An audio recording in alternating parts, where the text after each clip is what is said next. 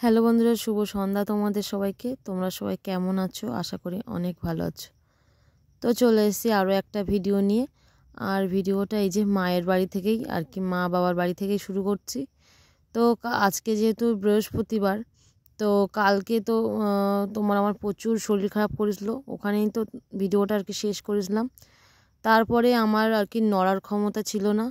একটার জায়গায় দুটো ব্ল্যাঙ্কেট গায়ে দেওয়া, তারপর একটা কাঁথা, মানে এত কাঁপুনি, ঠান্ডা, শরীর খারাপ ছিল সে কি বলবো তোমার আর কি। তারপর বাধ্য হয়ে মাকে ফোন করেছিলাম। বাবা যেহেতু বাড়ি ছিল না, মা বাড়ি ছিল, তো ওই জন্য ফোন করলে মা এক সেকেন্ডও দেরি না করে টোটো নিয়ে চলে এসেছিলো। কিন্তু আমি যখন ফোন করেছি অনেকটা সময় নিয়েই ফোন করেছি। আসল কথা, শরীরটা এত খারাপ লাগছিলো, শুয়ে আছি, কখন ঘুমাচ্ছি কখন উঠছি কিছুই বুঝতে পারছিলাম না। তো বিছানা থেকে তো মোটে উঠতেই পারিনি।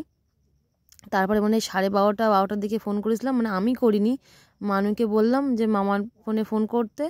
ফোন করলে আর কি মাকে বললাম যে আমার প্রচুর শরীর খারাপ, কী করবে দেখো। আর তো মা বললো ডাক্তারকে যাওয়ার জন্য। তো আমি বললাম আমার সেরকম মানে যাওয়ার কোনো ক্ষমতা নেই, যে আমি কিভাবে যাব না যাব। তো ওই জন্য মা এক সেকেন্ডও দেরি না করে মা এসে আমাকে আর কি ডাক্তার দেখাতে নিয়ে গেছিলো। কিন্তু তার আগে মানুর আর কি বই খাতা সব কিছু নিতে হয়েছিল, কেননা আজকে যেহেতু মানুর পরীক্ষা ছিল, আঁকা পরীক্ষা, তো মানুষ স্কুল ড্রেস এগুলো তো আগে লাগে।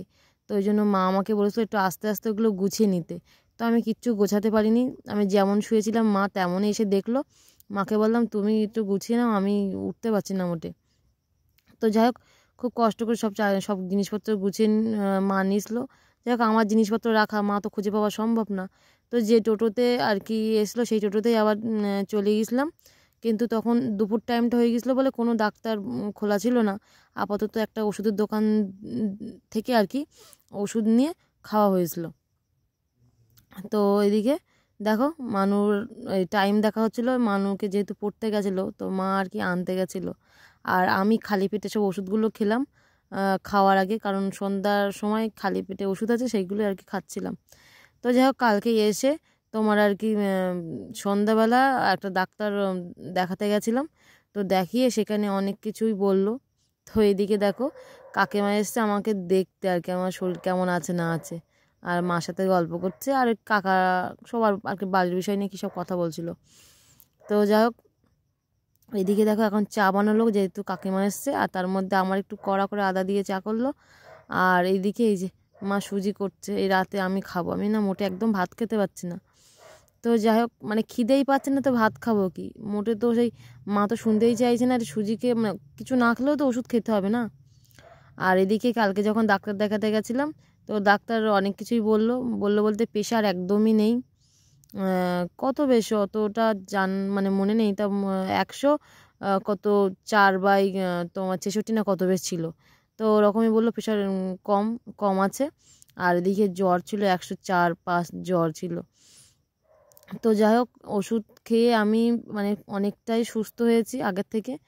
কিন্তু ওই যে দুর্বল ভাবটা একদম মানে কাটছে না। কিন্তু ওষুধ তো একদিন খেলে হবে না, ওষুধের তো একটা কোর্স থাকে, সেটা তো কমপ্লিট না করলে তো সেই যেমন রুগী তেমনই আবার হয়ে যাব।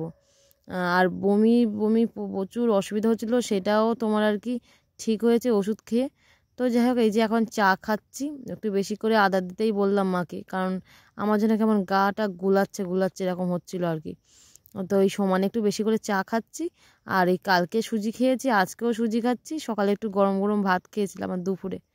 তো এই যে মা তো মোটে শুনছেই না, কারণ ওই যে বাকি আর 3-4টে ওষুধ আছে, কারণ অনেক কিছুরই ওষুধ দিয়েছে, যেমন দেখা যাচ্ছে প্রেশারের ওষুধ, তারপরে তোমার আর কি গা গুলানো যে সমস্যাটা হচ্ছে সেটার প্রায় 6-7 রকম মতো ওষুধ দিয়েছে, 6-7 রকম মতো।